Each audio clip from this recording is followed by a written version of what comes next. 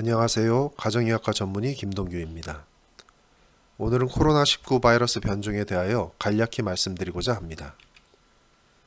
먼저 7월 5일 현재 국내 코로나 발생 상황을 보여드리겠습니다.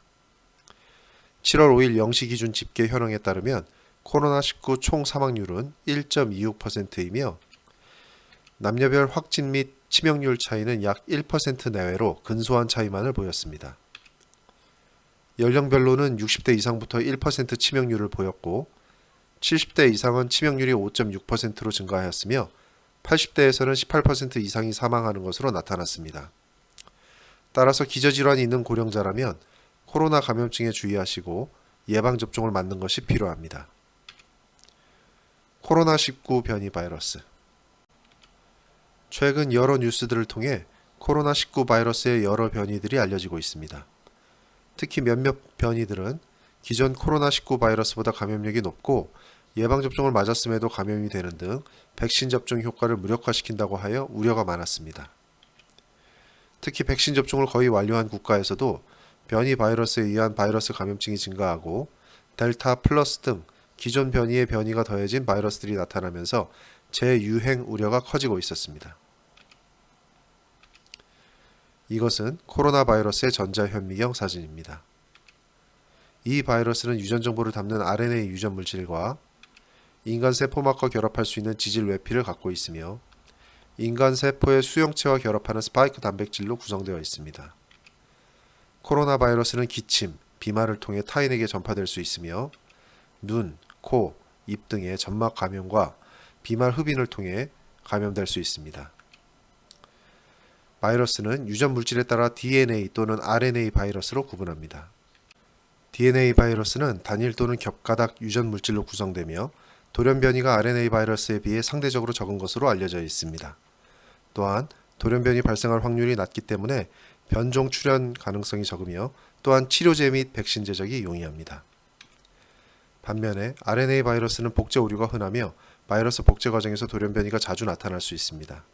만일 돌연 변이 발생한 영역이 바이러스의 복제 및 인간세포 결합에 영향을 주는 부위라면 전염력이 더 강해질 수도 있고 치료제나 백신의 바이러스 결합 부위에 돌연 변이가 나타나는 경우 기존 치료제 및 백신의 효과가 상쇄되거나 감소할 수도 있습니다. 코로나19 바이러스는 약 3만 개의 RNA 유전 물질을 함유한 단일 사슬 바이러스입니다. 그래서 앞서 언급한 것과 같이 바이러스 돌연 변이가 잘 발생하며 백신 및 치료제 개발에 어려움이 발생할 수 있습니다. 그렇다면 변이 또는 변종은 어떻게 구분할까요? 보통 변이는 돌연 변이가 총 유전 정보의 1% 미만이거나 돌연 변이가 있어도 원래의 성질과 형태의 차이가 크지 않은 경우를 의미합니다. 그러나 유전 정보의 변이가 1% 이상이거나 돌연 변이가 발생한 부분이 원래의 성질과 형태에 큰 변화를 초래하여 다른 성질을 갖는 경우 변종으로 호칭합니다. 사스 바이러스와 코로나19는 같은 코로나 바이러스에 속하지만 두 바이러스의 유전 정보는 약 380개 정도의 차이를 보이고 있습니다. 이는 코로나 바이러스가 갖고 있는 대략 3만 개 염기 중에서 1% 이상의 차이를 보이는 것입니다. 따라서 우리는 사스 바이러스와 코로나19 바이러스를 같은 코로나 바이러스로 보지 않고 변종 바이러스로 구분합니다. 그렇다면 코로나19 변이 바이러스는 어떠한 것이 있을까요? 2019년 12월 중국 우한에서 다수의 원인 불명 폐렴이 발생하면서 우리는 이 질환을 우한 궤질 또는 우한 폐렴으로 불렀습니다. 바이러스성 폐렴은 초기에 일반 체스트 엑스레이, 방사선 검사로 폐실질의 병변을 감별해내기 어렵습니다. 상기도 증상을 호소하는 환자들의 바이러스 폐렴 가능성을 조기 진단하기 위해서는 HRCT 검사가 필요합니다. 우한 폐렴은 환자와 접촉한 주변 사람들, 그리고 이들을 진료한 의사까지 전염시켰습니다.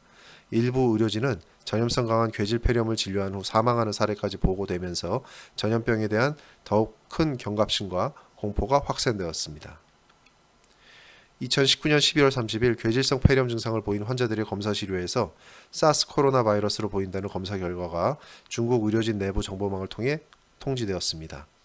이 사실은 이후 중국인 안과 의사 리 원량의 내부 고발로 중국 사회 및 전 세계로 알려지게 됩니다. 2020년 1월 상하이 푸단대 바이러스 학자인 장융전 교수팀은 우한의 괴질 폐렴의 원인이 사스와 비슷한 코로나 바이러스라는 것을 밝힙니다. 그는 우한 폐렴을 유발한 신종 코로나 바이러스의 전체 염기 서열 분석 결과를 젠뱅크에 공개하여 전 세계 과학자들이 이 전염병을 연구하고 대응할 수 있도록 도움을 주었습니다. 장융전 교수팀 이후 중국의 과학자들은 이 바이러스 특성을 추가로 연구하면서 우한 폐렴의 원형인 S형과 이후 우세형이 된 L형으로 명명합니다. 또한 알려진 바이러스 게놈 분석 등을 통해 S와 L 변이 외에도 O, V, G 등의 추가적인 변이가 존재함을 알게 됩니다.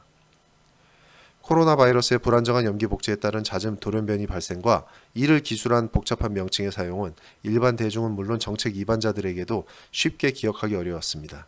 바이러스의 복잡한 변이 명칭을 쉽게 이해하고 기억할 수 있도록 하는 요구가 증가되면서 세계보건기구 WHO는 2021년 5월 31일 복잡한 코비드-19 변이형에 대하여 단순한 명명법을 사용할 것을 제안합니다. 이 새로운 명명법은 그리스 문자를 채용하였으며 기존의 판고 계열 기세드 클레이드의 복잡한 명명법을 단순화하도록 하였습니다. 그리고 바이러스 변이형의 위험도 및 전파력을 고려하여 두 가지로 구분하고 관리하도록 하였습니다. 각각은 베리언트 오브 컨선으로 표현하는 우려 변형과 베리언트 오브 인터레스트인 관심 변형으로 나뉘어집니다. 우려 변형은 질병 전파력의 증가 또는 임상병증의 변화에 따라 기존 치료제 및 진단, 백신 효과가 떨어질 수 있는 변종을 의미합니다. 반면에 관심 변형은 지역사회 질병 전파 및 여러 국가들에서 검출된 변종으로 향후 우려 변형으로 진행할 수 있는 변이형을 의미합니다. 2021년 7월 1일 기준 세계보건기구에서 지정한 VOC 우려 변이는 다음과 같습니다. 2020년 9월 영국에서 발견되었으며 2020년 12월 우려 변이로 지정된 B117 변이형은 알파형으로 지정되었습니다.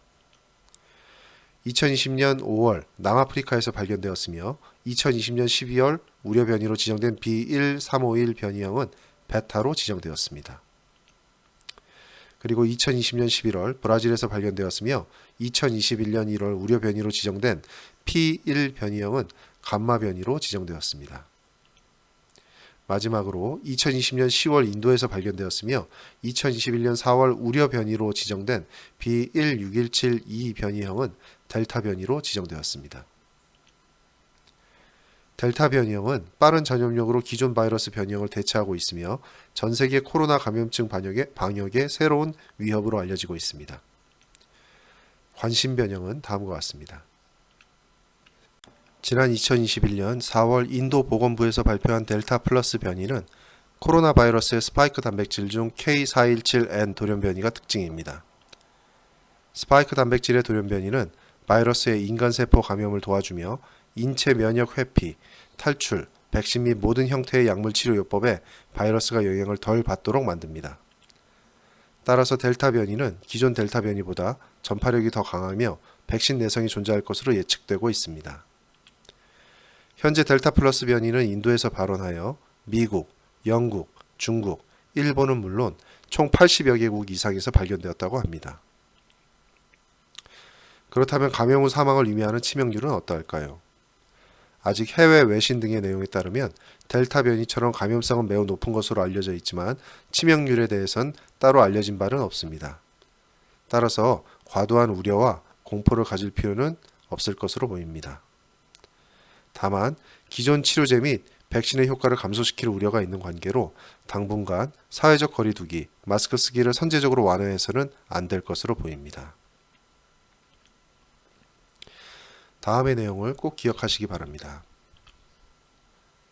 백신 접종을 하였어도 바이러스에 감염될 수 있습니다. 백신 접종을 완료하였어도 사람들이 밀집해 있는 곳을 방문하지 마십시오. 백신 접종 후에도 거리 두기, 마스크 쓰기를 유지하십시오. 면역 저하자 및 고령자를 만나는 경우 위생에 더 많은 신경을 쓰십시오.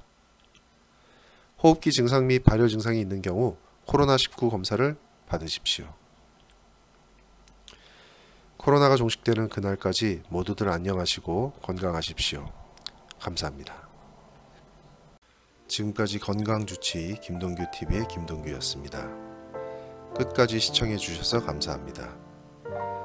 구독자 및 시청자 여러분들 모두들 건강하시고 안녕하십시오.